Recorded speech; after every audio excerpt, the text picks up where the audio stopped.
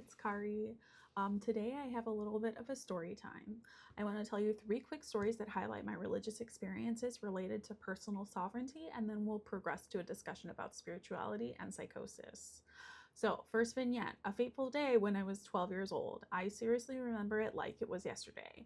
I was a young feminist Christian and learned from the pastor that I had been entrusted to for education that I could never be a spiritual leader because of my gender. And as someone who found great value in my own spiritual musings and really wanted to share wisdom and joy, this was heartbreaking to me. If I'm not permitted to speak before the church, who am I to speak to myself? This was enforced and reinforced throughout my Christian education, each teacher slowly and gently undermining my ability to believe in myself, adding unnecessary tension and shame around the moments where I felt the need to assert my independence or expression or, assert myself. So this moment, looking back, was the first indication that the Christian religion could not contain me. Okay, story number 2.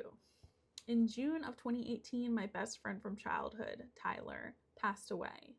I went to my priest, as an Orthodox Christian at that time, that's where you go for sympathy and advice. So I went to my priest, who told me without a stutter, without a second thought, that my dear friend Tyler was in hell, which is not the dogma in the Orthodox Church. It was just the opinion of the priest that I was speaking to. So something not being dogma basically means that teachings about it are mixed. There's no authoritative answer that the church has to give down. He didn't have to tell me about my friend being in torture. He simply chose to. And in that moment, I saw the humanness of my priest and how ridiculous it was to believe in an institution the way that I did. It can't protect me. This man was simply speaking his own beliefs over his congregation, garnering approval from his followers, and frankly, I didn't have to put up with it. I can believe in myself. I can trust my own soul. In that moment, I think my soul kind of broke free from the prison of the Christian faith. A lot in my life changed because how I believed in the spiritual world changed. Okay, story number 3. I was on my way to Chicago. I stopped and visited my friend who is an Orthodox priest. I don't know what I expected. I didn't expect to be proselytized, but it was clear that our friendship was secondary to the Orthodox imperative. He told me that my psychosis episode was a sign from God, and that it was as clear of a sign from God as I could ever hope for.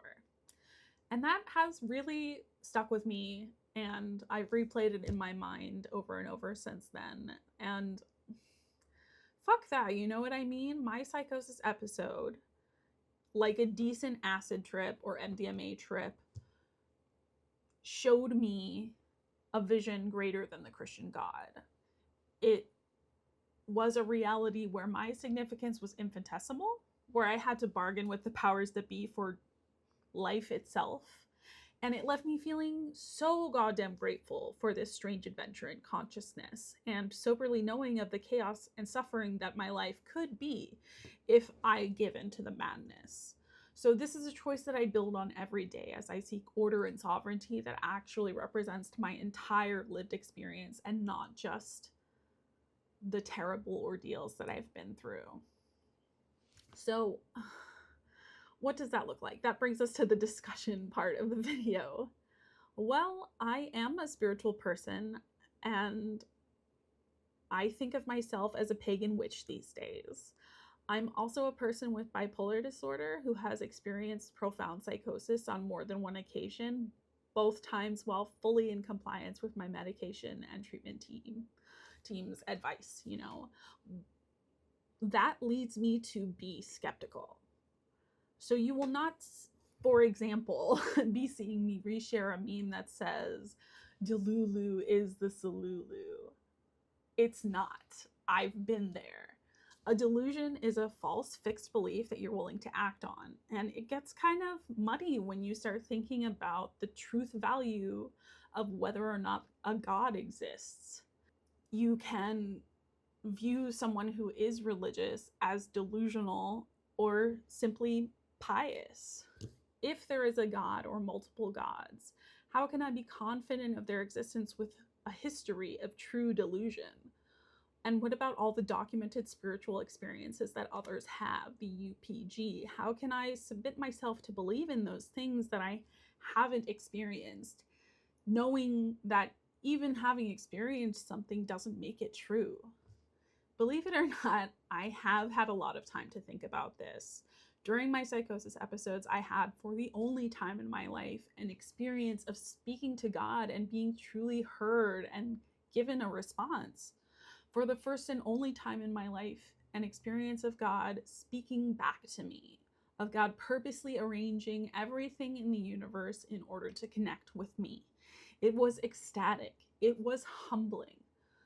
Because my psychotic symptoms were part of mania, they were often quite joyful. Not always, but often quite joyful. And when the mania faded, there was real grief in losing the intensity of that joy. I dutifully dissolved the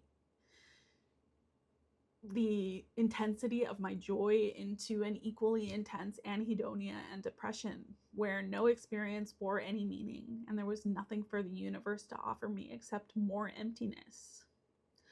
But I am, as ever, compliant with my medication and my treatment protocol, which has always included therapy. If you are looking for a sign to go to therapy, this is your sign. Go to therapy. In treatment, I was left crawling my way out of the depression that I had been dumped into post-manic psychosis. In therapy, I get the opportunity to sort through my thoughts and experiences and see which ones really fulfill me and which ones I want to align with. To weigh the truth, finding and often forging a middle path between delusion and meaninglessness. When I found my current therapist and started internal family systems work, parts work, I quickly found that one of the parts of myself I had exiled was this spiritual part, which had been very active during my psychosis. This part was crying out for spiritual praxis and contemplation, but I was terrified to invite the mania back in. I had turned my back on the Christian faith, but I had been unable to sit with the truth of what my previous religion had offered me, since that had kind of come to a head within my psychosis episode. Through meditation, journaling, reflection, therapy, I started to slowly speak a spiritual middle path, a practice that resonates with all that I have been through and honors the lessons I took from my episodes, while also keeping my feet firmly on solid ground, which is immensely important to me, which is why you see me, journaling so fervently and sticking to my planner. Like, those are things that keep me tied to the material world. So the first thing that I did after my episode was as I started working through these things post-episode, was an autopsy of my Christian self and the part of me that had been a true believer. What parts had resonated and what parts had I always struggled to accept? Meditating on this question, I realized that what had resonated with me was a sense of ritual and sacramentality, the meaningfulness of life that religiosity gives you. What had been difficult was, in short, the patriarchy and the message that I wasn't a trustworthy leader even to myself. And I think you find a lot of this like in the original sin philosophies. So bearing that in mind, I tried to remember what I had believed before I was indoctrinated into the Christian worldview. What did I believe as a very young child? Before I was brainwashed. And it kind of shook me because meditating here on my childhood beliefs, I found something kind of sweet. And that is animism, the belief in the spirituality or spiritual energy and the consciousness of everything. I do remember as a young child speaking to a cup and amazingly, there are plenty of adults that affirm and share that belief, and I can have a community of spirituality while still affirming my own sovereignty and answering only to my own leadership. I don't need massive spiritual visions, and in fact, in my experience, those visions are ultimately harmful. What I can do, and now what I believe I should do, is gently awaken to the spirituality in the everyday so that when I'm looking for answers, I can find them for myself without needing a heightened experience. A spirituality that condones or even encourages psychosis is aggressively not for me. So I guess that brings me to the most important question that I have to face. What differentiates a true spiritual experience from a psychotic delusion? And I have to say that compared to folks with normal brains, my everyday spiritual experiences are not very exciting. I don't have visions or even very many dreams. I do record my dreams, but usually I just write, I don't remember. I don't feel or sense energies or auras in the way that some of my witchy brethren do. And it's probable, considering everything that I've been through, that I never will have those experiences. I read tarot and runes insightfully, but as an animist, that's grown out of an intentional relationship with my divination tools. I'm slowly and methodically, day by day, building a relationship with my decks. I learn the meanings of the symbolic systems that I use, and I don't venture very far beyond that. I use visualization to relate to my reality and hopefully influence it with my intentions. It's not debatable that this universe is made up of energy and that visualization is a tool for working with that energy. Further to that, I believe that the divination I practice with tarot and runes isn't simple fortune telling, but is kind of a way of assessing what the universe is speaking to me and how I relate to it. In a normal day, I will meditate, learning to better sense and control my own energy. I try to remember and record my dreams. Like I said earlier, I do divination and I give offerings to Norse and Celtic deities that my oldest ancestors from Germany, England, and Ireland might have worshipped. I consider systems of passive divination, and this is a really important point, the interpreting of signs from the universe, to be a really unsafe practice for me. The way I think of it, like dreams, you can look at the world to interpret signs if you want, but they will pretty much only be telling you about your own psyche. It's never God telling you that you need to like turn right on this road or give $12 to this guy or whatever weird flight of fancy you may have.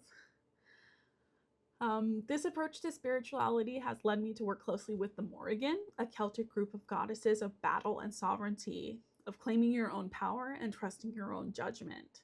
So for someone who's had their perception completely shattered while learning to trust myself again, while staying grounded, has been the deepest spiritual work, and it comes in waves. The deities I worship don't offer me visions or dramatic experiences.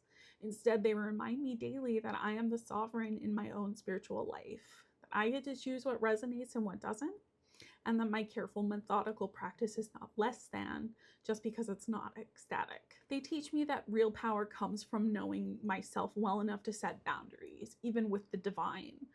I do not ask for more.